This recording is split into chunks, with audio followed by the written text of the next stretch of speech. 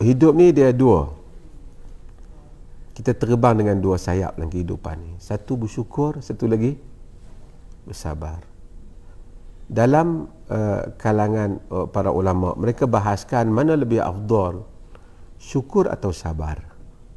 Sebagian kita samalah. Tengok konteks dia, tengok keadaan dia. Innallaha yuhibbus sabirin, Allah suka orang yang sabar. Innallaha ma'as sabirin, Allah bersama dengan orang yang sabar, kan? Sebagian mereka kata syukur lebih afdal kerana orang ni bila dah kena balak, dia memang tak ada apa melainkan dia sabar. Itu je pilihan. Satu lagi tak sabar. Tapi bila orang mendapat nikmat, sering manusia terlupa untuk bersyukur. Bersyukur pada setiap perkara. Kerana kita selalu lupa. Saya tengok dia ni kaya pada kita, kita rasa dia mesti lebih pada kita, kan? Tapi kita lupa banyak benda yang kita lebih pada orang lain. Sihat kita lebih, fikiran mungkin kita lebih, ingatan kita lebih. Semalam duk cakap dengan sembang. Manusia kadang-kadang dia tunggu nak bahagia tu, dia ada harta, dia tak belanja harta tu dengan anak-anak dia. Sebab apa? Nak tunggu harta cukup-cukup banyak dulu. Bila harta dah cukup banyak, anak-anak dia pun dah membesar, dah ada kehidupan sendiri, tak ada dah saat-saatnya. Macam kita misalnya kan, kita bawa family mari. Mungkin duit kita tak banyak, tapi ini yang ada dulu. Kita nikmati yang ini dulu. Misalnya, ke depan ni mungkin ada lagi, tapi setengah orang nak tunggu dulu. Sebahagian orang himpun harta, sampingan dia, untuk bagi ke anak dia bila dia tak ada. Kemudian anak dia pun tak menikmati harta tu, bergaduh pula pasal harta pusaka. Sedangkan kalau dia gunakan dalam hayat dia dengan cara yang baik bersama dengan keluarga dia, mungkin dia menikmatinya lebih. Tapi saya nak cerita pasal syukur. Syukur maksudnya manusia merasai syukur ni, alhamdulillah syukur. Kita senang, tapi bagaimana sehingga benda itu begitu berada di dalam sanubari kita, rasa berterima kasih yang amat-amat kepada Allah di atas apa yang Allah berikan. Nabi Sulaiman alaihi salam, apabila dia lalu, macam saya sebut, dia tengok apa? Semut, saya kata, kan? Semut boleh berkata-kata, kan? Qalat namnatu ya ayyuhan naml udkhulu masakinakum. Wahai semut betina kata, wahai semua semut, masuk sarang kamu. La yahtimannakum Sulaiman wa junuduhu wa la yash'urun. Jangan sampai Sulaiman dan tenteranya pijak kamu, depa tak tahu, depa tak perasan. Tapi sama tengok, Quran kata fatabassama dhahikan min qawliha, tersenyum ketawa daripada perkataannya. Qala rabbi auzi'ni an ashkura ni'mataka allati an'amta alayya. Kata Sulaiman, wahai Tuhan, tolong kurnia kepadaku agar aku dapat bersyukur di atas nikmat yang kau berikan padaku.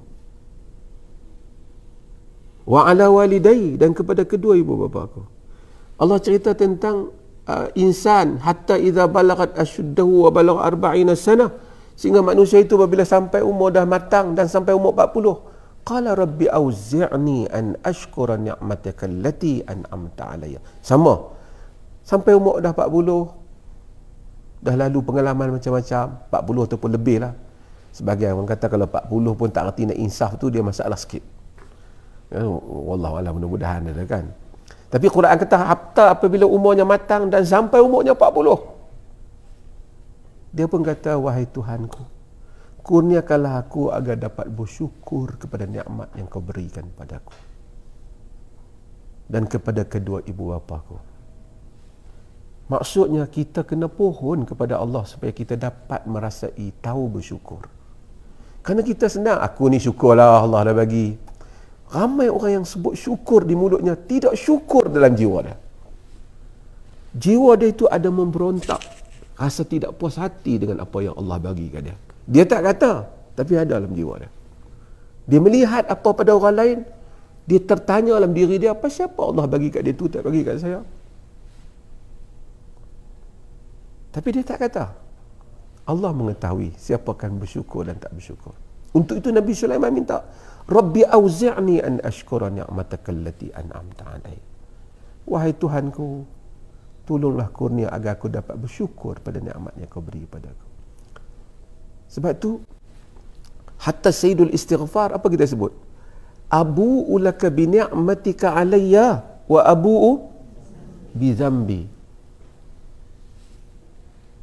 Aku mengakulah nikmat yang kau beri padaku dan aku mengaku dosaku. Maksudnya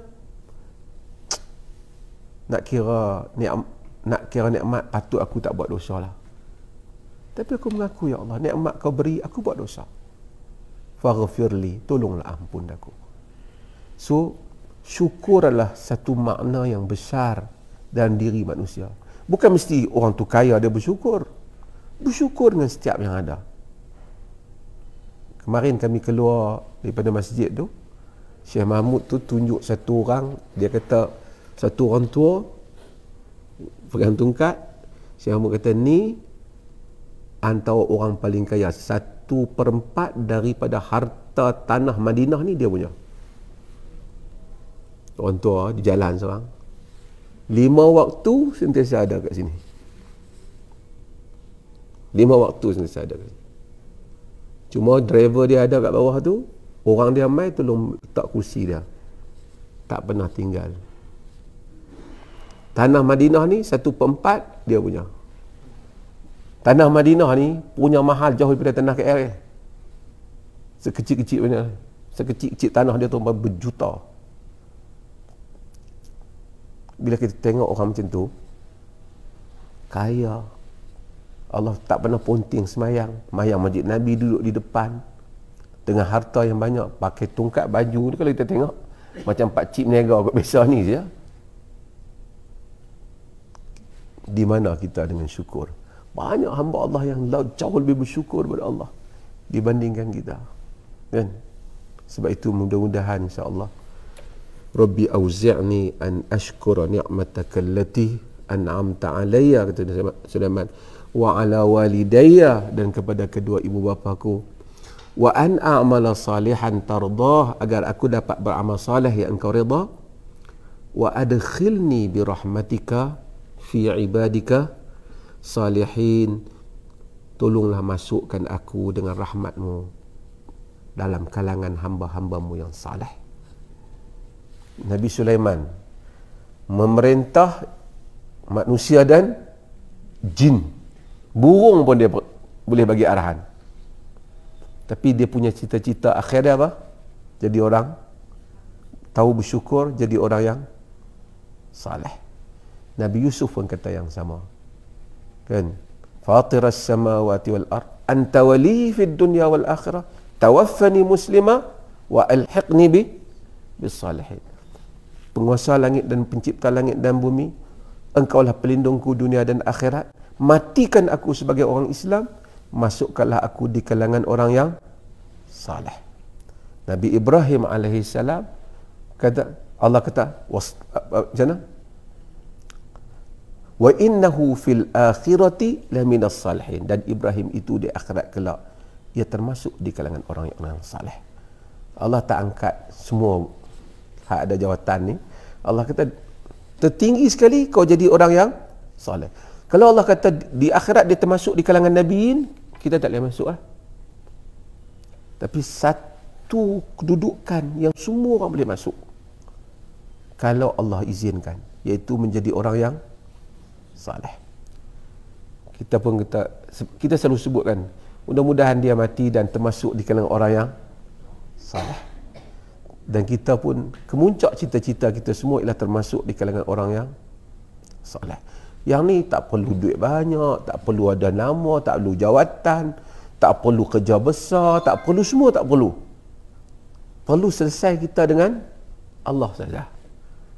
Mungkin ada orang hebat duduk jadi mufti ke apa, tidak termasuk di kalangan orang saleh. Saya yang cakap ni pun belum tentu masuk di kalangan orang saleh. Tapi mungkin orang yang dengar, mana tepi jalan yang duk sapu sampah yang kita duk bagi duit kat dia 5 rial tu, kita nampak dia macam lekeh, mungkin dia di kalangan orang saleh. Sebab itu mudah-mudahan Allah jadikan kita orang yang bersyukur dan termasuk di kalangan orang yang saleh. Wa sallallahu ala nabiyyina Muhammad walhamdulillahi rabbil alamin.